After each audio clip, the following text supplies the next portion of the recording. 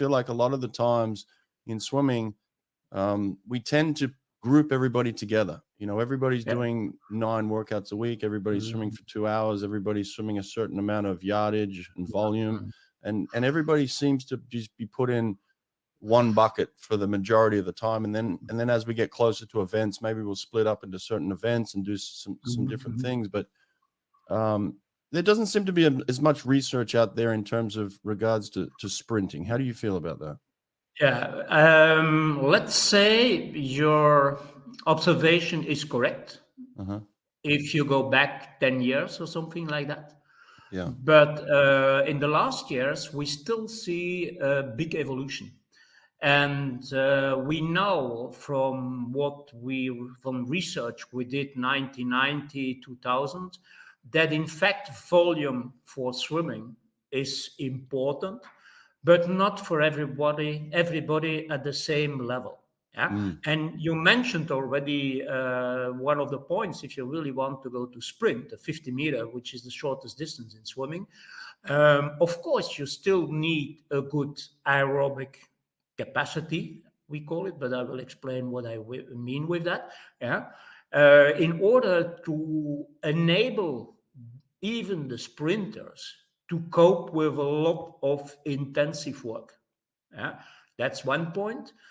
Furthermore, they also need a good aerobic capacity to be able, in big events like Olympic Games, World Championships, European Championships, Panamex, etc., to be able to be fit in heats, semi-final and final.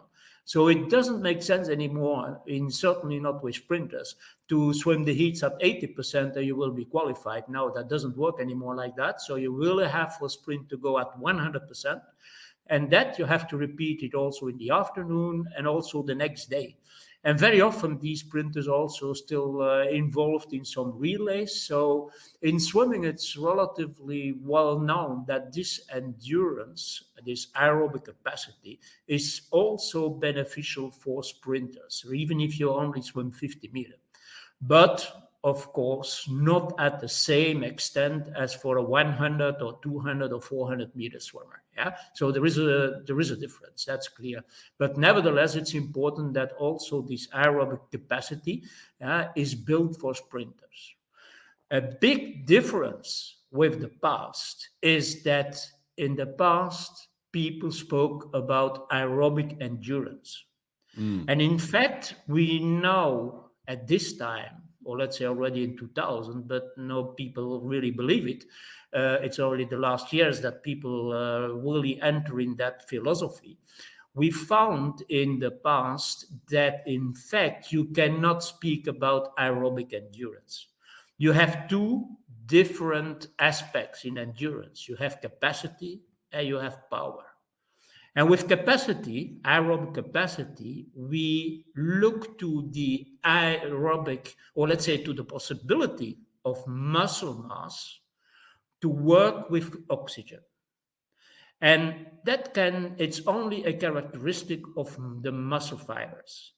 A second level of endurance, or a second perspective in endurance, is aerobic power. That means we found that not everybody can use his potential or his capacity at the same extent. You have athletes, and that's not only for swimming, but also in other sports. You have athletes who are able to go for 80, 85% of their capacity and invest that amount of energy in their competition. Other people, even if they are, let's say, really tired after a race, they only go to 65%, 70% of their capacities. So by discovering how well someone can use the capacities, we can much more precisely estimate or advise coaches what is important to do and where you are losing your time by investing with certain training exercises. So that's a big difference. And coming back to the sprinter, this aerobic power, that's not important for sprinters. However, the aerobic capacity, that will allow sprinters to work or to cope with a lot of high intensity work and to recover quickly. This is a really important factor for even for sprinters. So aerobic capacity, which is the potential to work with oxygen, is also important for sprinters who work maybe for 15, 20, 25 seconds. And that's also something what makes a big difference with how people look to endurance in the past.